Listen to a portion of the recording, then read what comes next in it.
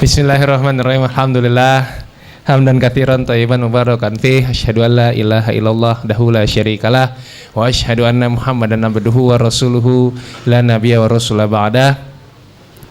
Allahumma shalli wa sallim wa barik ala sayyidina wa syafi'ina wa habibina Muhammadin wa ala alihi wa ashabihi wa man tabi'ahum ihsanin ila yaumiddin.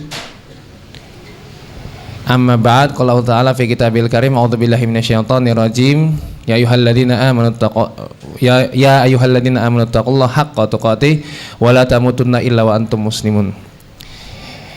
Ya ayyuhan nasu taqu rabbakumul ladzi khalaqakum min nafsin wahidah wa khalaqa minha zawjaha wa batha minhuma rijalan katsiran wa nisaa'a wattaqullaha alladzi tasaaluna bihi wal arham innallaha kana 'alaikum raqiba.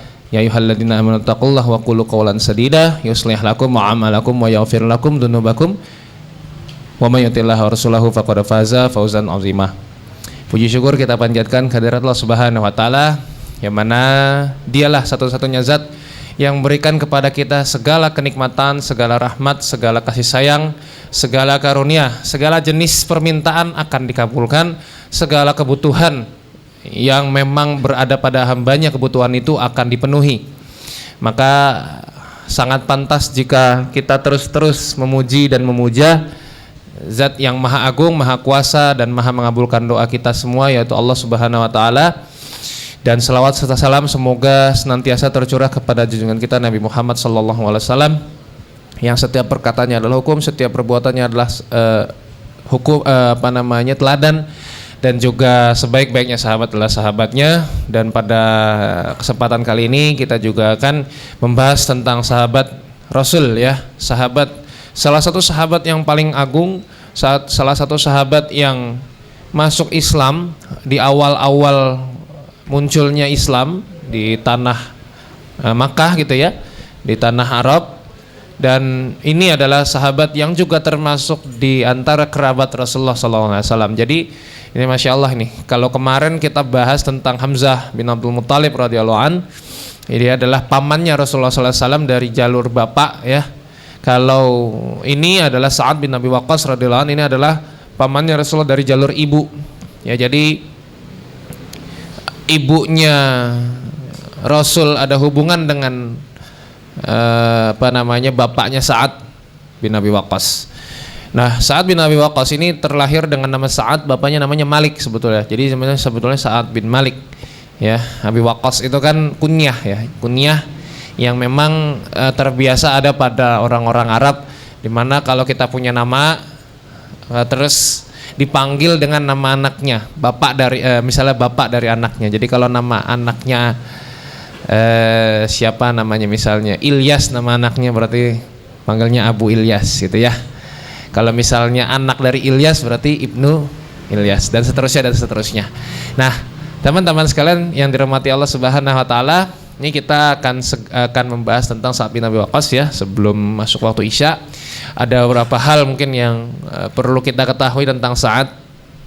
Sa'ad ini dia masuk Islam ya sekitar yang ketiga atau yang keempat. Pokoknya ketiga atau keempat. Ini juga yang disampaikan oleh Sa'ad sendiri. Jadi Sa'ad itu pernah berkata bahwa aku pernah menjadi sepertiga dari Islam, ya. Jadi maksudnya mungkin dia orang ketiga atau dia adalah sebagian bagian dari Islam yang saat itu orangnya masih sedikit gitu lah.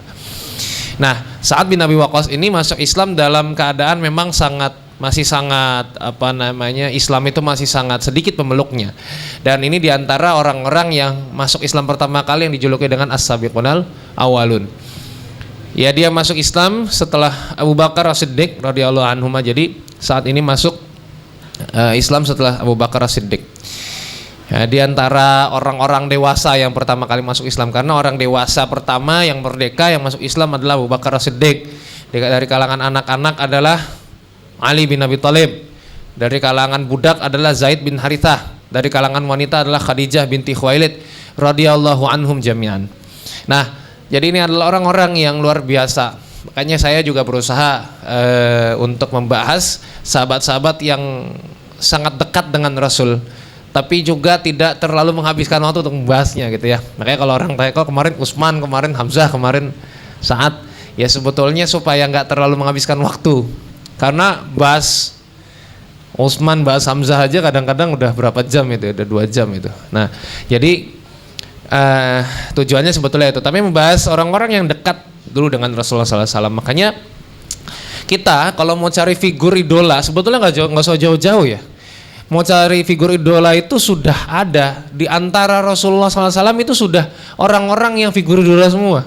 Kalau kamu mau jadi orang kaya, gimana cara menjadi orang kaya yang seperti sahabat Nabi? Banyak contohnya. Abdurrahman bin Auf, Utsman bin Affan, kemudian Abu Bakar As-Siddiq itu orang kaya. Ya. Kalau kamu suka berantem, tapi pengen jadi kayak pengen dicintai Allah, ya contohlah seperti Ali bin Abi Thalib. Suka berantem, pernah dulu suka mabok gitu ya. Ya suka mendem apa segala macam ya, atau suka dangdutan kalau di sini. Contoh seperti Ali bin Abi Thalib. Ya. Kalau misalnya di antara kita nggak kaya gitu ya, miskin banget pokoknya, nolongso banget hidupnya gitu ya. Sampai kesini aja mungkin kos-kosannya misalnya ada di Timoho situ, sampai kesini aja jalan kaki gitu untuk ngirit uang gitu misalnya seperti itu. Ya, kita bisa contoh beberapa sahabat yang memang miskin. Ya ada Salman Al Farisi yang bajunya tambelan ya, bajunya ditambel. Terus kemudian ada siapa lagi, Bilal bin Rabah radhiyallahu anhum jami'an, ini semuanya masya Allah gitu. Jadi kita itu nggak usah cari lagi idola dari tempat lain gitu. Mau cari orang yang berpakaian selalu necis di Islamnya ya. Kalau Mus'ab bin Umair itu enggak di Islamnya. Di Islamnya itu sudah apa ya, culun gitu ya. Emang gitu bahasanya seperti itu. Sebelum Islamnya kan keren. Setelah Islamnya baju sampai ditambal dan lain sebagainya. Kabur dari rumah kan dia. Tapi kita bisa mencontoh misalnya Zubair bin Awam atau Dihya Al-Kalbi. Nih, laki-laki terganteng di Madinah. Jadi nggak pernah kita kehabisan figur-figur yang keren gitu ya di sekitar Rasulullah SAW. Makanya kita juga bikin di TD ini judulnya orang-orang keren di sekitar Rasulullah gitu. Biar kita tuh punya figur yang bisa menjadi panutan, selain walaupun kita nggak bisa mencontoh Rasulullah sepenuhnya ya.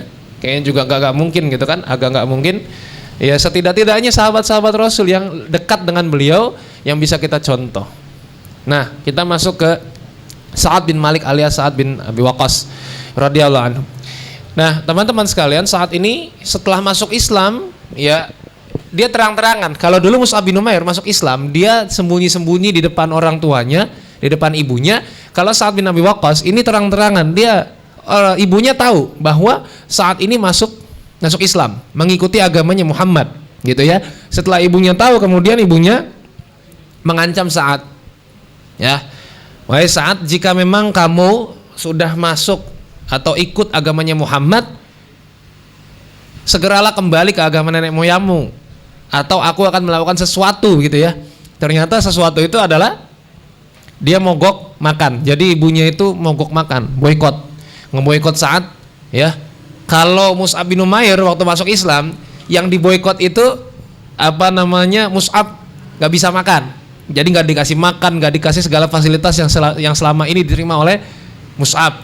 Tapi kalau Sa'ad bin Abi Waqqas, ya, ketika dia masuk Islam, yang nggak mau makan itu ibunya. Nah, jadi saat itu juga Sa'ad bingung sebetulnya.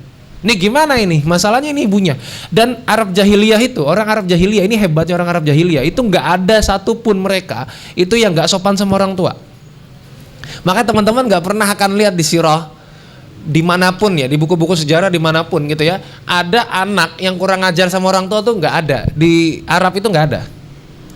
Karena memang dari dulu ya, di zaman jahiliyah pun orang-orang Arab itu sangat menghormati orang tua. Makanya Islam itu juga datang, salah satunya isinya apa? Berbuat baik kepada orang tua. Dan itu adalah amal yang sangat besar pahalanya dan sangat sangat besar dosanya kalau misalnya kita melakukan kedurhakaan kepada orang tua. Nah, ini juga termasuk dari budaya-budaya Arab Jahiliyah yang kemudian dilanjutkan oleh Islam, diluruskan kemudian dilanjutkan. Ya. Makanya kemudian ini kejadian ini pun ini saya suka ketukar sama surat Luqman ya. Ini saya kira juga waktu itu surat Luqman. Surat Al-Ankabut ayat ke-8 itu turun gara-gara ini. Gara-gara ibunya saat itu nggak mau makan dan pengen supaya saya nggak bakal makan kalau kamu nggak masuk kembali ke agama nenek moyang kita. Jadi saya nggak mau makan, saya boykot, saya mogok makan gitu ya. Kemudian turun ayat ini tentang berkaitan dengan ini di surat Al-Ankabut ayat ke-8, wa wasainal insana biwalidayhi husna. Ya. Nih. Jadi kita tuh diperintahkan untuk berbuat baik kepada kedua orang tua. Itu kan itu juga perintah gitu lah, perintah yang memang sudah ada ya. Dan memang budaya itu sudah ada dari zaman sebelum Rasulullah SAW itu diutus. Wa in jahadaka litusyrika bi ma laysa laka bihi ilmun fala tuti'huma. Ya. Jadi kalau misalkan yang kami wajibkan manusia berbuat kebaikan kepada kedua orang ibu bapaknya, dan jika keduanya memaksamu, opoi. Oh, udah jadi akhirnya. Alhamdulillah. Cah pramuka. Ini siapa Mas? Kok nggak bawa peluit? Bawa. Oh ya. Udah mulai unik aneh ya. Makanya jangan kelamaan jomblo ya. Kronis. Suka aneh ya kalau udah kelamaan itu, suka ya terganggu ya. Apa namanya? Mentalitasnya. Tapi ya nggak apa-apa, alhamdulillah dikasih kopi. Dan ini cepet nih ya, biasanya bisa. Ya. Alhamdulillah ya, nanti ya. Ini pembicara itu ya isunya nyawang ra iso nyanding. Ya nggak mungkin kan saya lagi ngomong terus minum gitu. Nah, tadi lanjut ya. Dan jika keduanya memaksamu untuk mempersekutukan aku, ya mempersekutukan Allah dengan sesuatu yang tidak ada pengetahuan tentang itu, maka janganlah kamu mengikuti keduanya, ya. Ilayya marji'ukum fa unabbiukum bima kuntum ta'malun. Nah, ini ketika ayat ini turun, Sa'ad bin Abi Waqqas yakin, oh iya, ternyata boleh. Jadi teman-teman sekalian, di dalam Islam itu taat itu ada dua jenis ya. Yang satu taat mutlak, yang satu lagi taat muqayyad. Taat mutlak itu dia taat tanpa syarat. Nah, taat ini cuma ada kepada Allah dan Rasulnya. Jadi taat muqayyad ini yang wa qalu sami'na wa ata'na ghufranaka rabbana wa ilaikal masir. Karena semakin enggak taat semakin banyak bebannya. Ya. Makanya para sahabat itu kalau disuruh sama Rasulullah, mereka jarang sekali bertanya alasannya. Kayak ayat turun misalnya, ya. Qurimat alaikumul maitatu waddamu walahmul khinzir, misalnya seperti itu. Sahabat itu nggak ada yang tanya, wahai Rasul, khinzir itu apa? Khinzir itu kan babi. Nah, teman-teman sekalian, kalau teman-teman pernah ke Arab atau kalau misalnya belum pernah, segera ya, semoga bisa umroh atau haji gitu ya. Teman-teman nggak akan pernah melihat babi di sana. Dan orang-orang saat itu, sahabat-sahabat Nabi juga nggak pernah lihat yang namanya khinzir, itu nggak tahu. Babi itu kayak apa itu nggak tahu. Tapi sahabat itu nggak ada yang tanya, ma khinzir, wahai Rasulullah gitu ya. Nggak ada yang tanya apa itu babi, itu nggak ada. Kalau kita kan sekarang macem-macem aja, udah diharamkan, kita tahu babi itu jorok, menjijikkan, pakai dimasak, pakai air zam-zam gitu. Gimana caranya supaya babi halal? Hello, kita kehabisan kerjaan apa gimana sih? Ini orang-orang Jogja ini masih gajinya masih di UMR juga. Kasihlah kerjaan kepada mereka gitu loh. Jangan bikin hal-hal yang aneh-aneh gitu. Ya. Jadi sahabat itu kenapa? Sami'na wa ata'na, kenapa? Karena semakin banyak pertanyaan teman-teman sekalian akan semakin berat. Ya kan? Misalnya kamu yang mahasiswa baru ospek, besok silakan pakai baju putih semua gitu. Yang perempuan silakan pakai kerudung hitam. Udah. Terus itu nanya, "Mbak, kerudung hitamnya itu bahannya apa, Mbak? Kaos apa bahan kain kafan apa gitu." Nanti kita jawab kan kain kafan, jadi nambahkan syaratnya. Sama misalnya juga di kuliahan gitu kan. Dosen bilang, "Pekan depan dikumpulkan ya ini makalahnya ya." Tentang apa misalnya tentang pengantar ekonomi misalnya seperti itu. Udah, selesai. Nggak usah kamu tanya lagi. Kalau kamu tanya, "Bu, minimal berapa halaman, Bu?" 30. Pusing situ. "Bu, fontnya 8." Ya kan? Umat makin. Makanya kalau ada apa-apa tugas itu ya, mas-mas dan mbak-mbak sekalian nggak usah ditanya, udah biarin aja. Ini kadang-kadang sok pahlawan sih kita itu. Mau tanya, keren gitu kan, seolah-olah kalau nanya tuh keren gitu. Nggak usah, minta ditendang yang kayak gitu-gitu tuh ya. Ya terakhir, udah 3 jam, udah 3 SKS nggak selesai. Oh ya terakhir, ya para mahasiswa sekalian ada yang mau tanya, udah nggak usah tanya. Bikin masalah kalau tiba-tiba saya, itu kamu dibenci orang itu. Ngapain sih nanya-nanya ini, kenapa sih? Yo kan belum jelas ya, kalau belum jelas tanyalah di luar forum gitu atau di pertemuan selanjutnya, nggak usah tanya di situ. Ya. Itu hikmahnya kenapa para sahabat itu kalau Rasul suruh-suruh tuh nggak ada yang mau. Rasul kenapa harus begini, nggak ada yang kayak gitu. Ya kayak umatnya Nabi Musa, ya ingat kan? Ingat nggak? Kalian hidup zaman Nabi Musa kan? Oh enggak. Ya saat Nabi Musa diperintahkan oleh Allah apa? Wa idz qala Musa liqaumihi innallaha ya'murukum an tadbahu baqarah qalu atattakhiduna huzwa qala a'udzubillahi an akuna minal jahilin gitu kan. Kata Nabi Musa, kamu diperintahkan, kalian semua diperintahkan untuk menyembelih baqarah, menyembelih apa itu sapi betina. Kata orang-orang Bani Israil apa kata itu saat itu? Atattakhiduna huzwa. Musa, masa Tuhan nyuruh-nyuruh kita kayak gini? Ini mau ngeledek apa gimana? Ya, tapi Nabi Musa alaihissalam enggak jauh, jawabannya a'udzubillahi akuna minal jahilin. Ya. Aku berlindung kepada Allah dari pertanyaan bodoh kayak gini. Dari orang-orang bodoh kayak kalian. Gimana coba? Bayangkan kalau kamu nanya ke seorang ustadznya bilang gitu, aku berlindung kepada Allah dari pertanyaan bodoh kayak gini. Ya. Saya juga pengen jawab kayak gitu. Misalnya, Ustadz gimana kita menghadapi ikhwan yang modus? Saya pengen jawab gitu. Ya Allah, aku berlindung kepadamu dari pertanyaan bodoh kayak gini.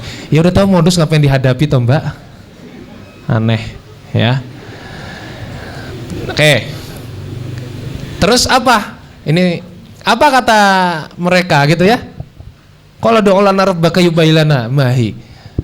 Coba tanya kepada Tuhanmu. Ya, ngeri banget pertanyaannya umat Nabi Musa ini. Tanya kepada Tuhanmu, hai Musa. Ya.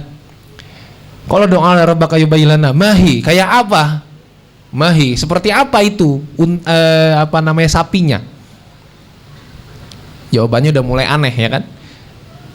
Ya, terus yaqulu innaha baqaratun la faridun wala bikrun awanum baina dzalik, enggak tua, enggak muda, pertengahan dari itu. Faf'alu ma tumarun, kata Nabi Musa alaihissalam. Lakukanlah apa yang diperintahkan kepadamu. Ini dikasih tahu, dikasih kode sama Musa. Kamu kalau banyak tanya makin ribet. Ternyata tanya lagi. Kalau du'lana rabbaka yubayyilana ma launuha. Tanyakan kepada Tuhan Muhammad Musa, kira-kira sapi betinanya warna apa? Coba sapi ditanya warna apa? Ini luar biasa ini orang-orang Bani Israil ini. Dan Nabi Musa lebih luar biasa, mau gitu loh ngomong sama mereka gitu kan. Terus apa kata Nabi Musa, masih dilayanin. Qala innahu yaqulu innaha baqaratun safra faqul launuha tasurun nazirin. Cari sapi betina yang warnanya agak kekuning-kuningan. Kalau kita ngelihat seneng kita ngelihatnya. Pusingkan situ. Ini orang-orang Bani Israil tetap dia nggak mau, sebetulnya nggak mau melakukan, tapi tanya terus. Qala du'lana rabbaka yubayyilana mahi innal baqarata tasyabaha alaina wa inna insyaallah lamuhtadun. Ya, coba tanya lagi wahai Musa, yang jelas dong. Sapi betinanya warna kuning kayak apa? Yang jelas dong. Ya. Terus jawab lagi sama Nabi Musa alaihissalam, qala innahu yaqulu innaha baqaratul la tuthirul arda wa la taskil harf. Enggak pernah dipakai buat bajak sawah. Tenaganya enggak pernah dipakai buat yang macam-macam. Musallamatul lasyata fiha, ya. Qalul ana jita bil haqqi fadabahu wa makadu yaf'alun. Ya, hampir mereka tidak melakukan. Jadi memang saat itu Bani Israil hampir tidak menemukan sekalipun yang namanya sapi betina warna kuning nggak pernah dipakai buat bajak sawah. Ya iyalah. Ya aneh-aneh aja, tapi kemudian dilakukan. Nah ini umat Nabi Musa alaihissalam. Nah, kayak teman-teman sekalian, ya ini hikmahnya gitu loh. Makanya kemudian kenapa kita harus menjadi orang yang taat mutlak kepada Allah dan Rasulnya, karena Allah dan Rasulnya tidak pernah menyusahkan kita. Nah kemudian ada taat, udah masuk waktu Isya aja. Itu yang azan HP ya? Walah, ya nantilah, tunggu yang azan di masjid aja. Muazinnya nggak di sini, Bu. Taat muqayyad yang kedua. Nih saya bahas taat dulu aja. Taat muqayyad yang kedua. Taat muqayyad ini dengan syarat. Jadi taat kepada orang tua, taat istri kepada suami itu ada syaratnya. Selama dalam hal-hal yang ma'ruf, selama dalam hal-hal yang baik, bukan dalam hal-hal yang maksiat, bukan dalam hal-hal yang mungkar, itu harus ditaati. Ya. Jadi ini taat muqayyad, ini ada syaratnya. Nah, Sa'ad bin Abi Waqqas ini dia taat muqayyad kan kepada ibunya kan? Dia harus taat sama orang tua, wajib walaupun orang tuanya kafir. Tapi kalau misalnya menginginkan untuk kembali ke agama yang lalu, maksudnya untuk kafir kembali, itu nggak boleh. Nah, saya akhiri ya sebelum kita lanjut untuk sholat isya. Sampai kemudian Sa'ad bin Abi Waqqas bilang gini, Bu, sekalipun Bu nyawa ibu ada 100, ya, kata Sa'ad bin Abi Waqqas gitu, walau kharaja minki nafsan, kata Sa'ad bin Abi Waqqas, walaupun 100-100-nya itu nyawa ibu yang 100 itu keluar dari tubuh ibu satu persatu, aku tidak pernah akan kembali ke agama nenek moyang, aku akan tetap berada di agamanya Muhammad. Ya, jadi ibu nggak usah nyiksa diri, nggak usah mogok makan aja, ya, istirahat aja, udah ibu nggak usah ngarepin apa-apa, aku tetap akan mengikuti agamanya Muhammad. Nama ibunya ini Hamnah ya. Nah, setelah itulah kemudian Hamnah ini ya sudah, akhirnya dia nggak mau lagi mogok makan karena merasa putus asa anaknya tidak bisa dikembalikan lagi ke agama yang sebelumnya. Nah ini ya, ini baru sekelumit tentang Sa'ad bin Abi Waqqas ketika dia masuk Islam. Nanti insya Allah setelah Isya kita akan bahas tentang Sa'ad bin Abi Waqqas lebih dalam lagi, lebih jauh lagi, dan semoga Allah masih kasih umur kepada kita ya. Makan sampai kemudian Sa'ad balik ke agama nenek moyang mereka. Tapi kata Sa'ad tadi apa? Walaupun engkau wahai ibuku punya 100 nyawa, ya. Bahkan Sa'ad bin Abi Waqqas bilang 100 nyawa, walau kharaja minki nafsan, walaupun dari keluar satu-satu itu nyawanya dari dirimu, ya, tetap aku nggak bakalan masuk ke agama nenek moyang, ya. Jadi ini adalah komitmen bagi seorang Sa'ad bin Abi Waqqas yang dia tetap teguh dalam pendiriannya memeluk Islam. Dan ini adalah ciri-ciri as-sabiqunal awwalun di zaman Makkah, di zaman pertama kali Rasulullah SAW mendakwahkan Islam. Ciri-ciri mereka itu adalah setia, teguh pendiriannya. Karena memang mereka masuk Islam dalam keadaan Islam itu sangat susah, sangat sangat sedikit orang, terbatas, segala macamnya, pokoknya sulit. Ya, mereka teruji imannya. Makanya nanti di Madinah ini baru ada nabi palsu lah, yang orang munafik dan lain sebagainya. Nah, Sa'ad bin Abi Waqqas ini sebagaimana judul yang di-post oleh TD ya, manusia yang tepat sasaran ya.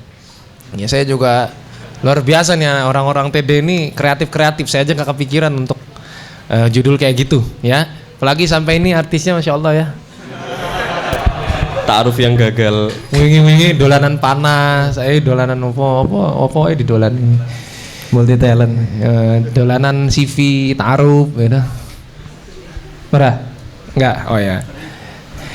Memang harusnya orang-orang TD ini digaji double UMR Jogja lah. Waduh. Pahit.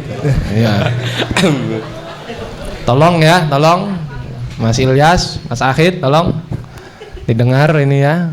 Orang-orang Miss Queen ini harus disantuni ya.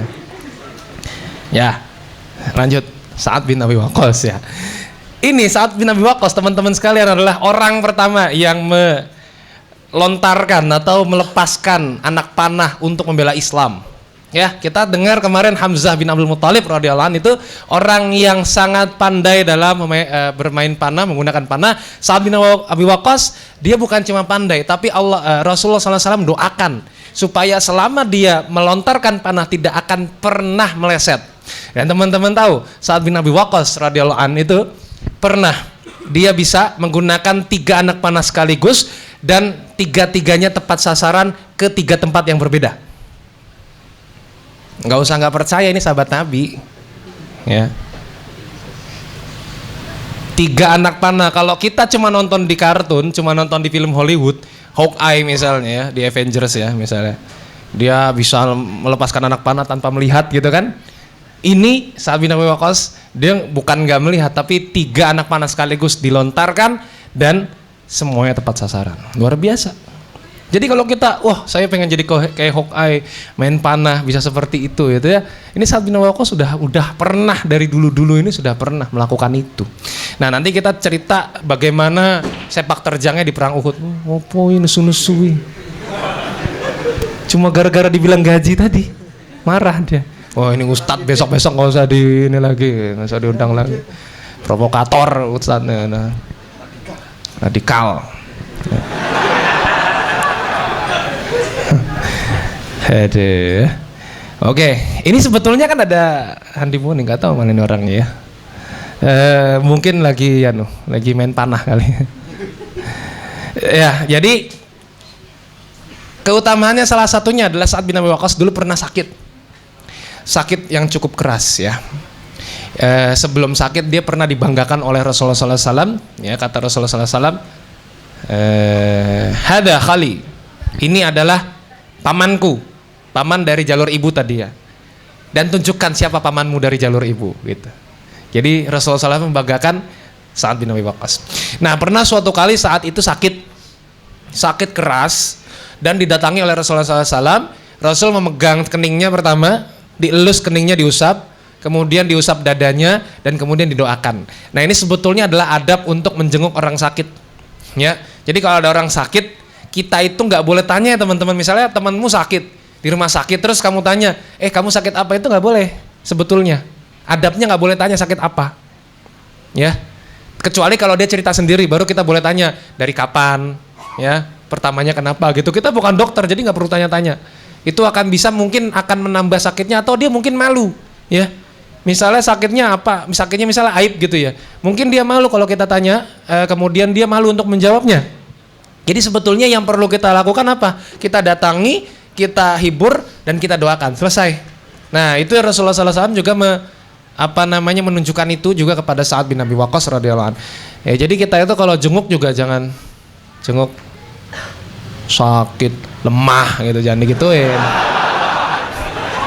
Gitu. Cuma ikut outbound sebentar sakit, lemah gitu, jangan. Ya, nggak usah dibahas kayak gitu ya, walaupun pengen ya. Tapi nanti bahasnya kalau udah sembuh gitu.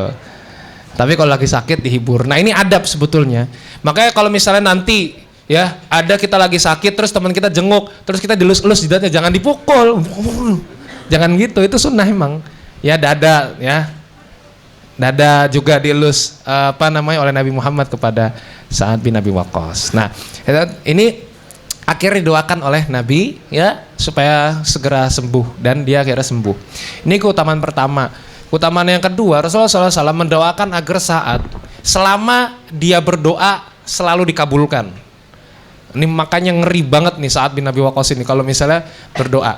Setiap ada Sa'ad, ya, kalau misalnya sahabat-sahabat pada berkumpul, ada Sa'ad, setiap sahabat itu pasti sekali waktu memperhatikan tangannya, karena takut. Ini orang kalau doa pasti dikabulkan.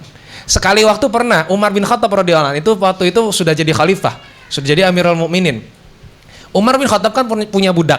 Budaknya itu auratnya terbuka, ya. Jadi bajunya atau pakaiannya itu tersingkap, kemudian auratnya terlihat. Dan Umar ini kan galak orangnya, langsung dipukul. Jadi Umar ini pakai tongkat langsung dipukul. Kamu itu terbuka auratnya. Ada Sa'ad bin Abi Waqqas di situ. Ya, Sa'ad negor. Umar jangan begitu. Dipukul juga sama Umar, tepok gitu. Ya. Pernah kan kita misalnya, jangan kita misahin orang malah kita dipukul kan gitu ya. Nah Sa'ad waktu itu negor, Umar jangan begitu, dipukul juga sama Sa'ad. Apa kata Sa'ad bin Abi Waqqas? Umar, mau didoain nggak? Oh jangan kata Umar, jangan. Langsung dikasih, ini pukul saya, jangan doa, sampai kayak gitu. Ini Umar bin Khattab loh.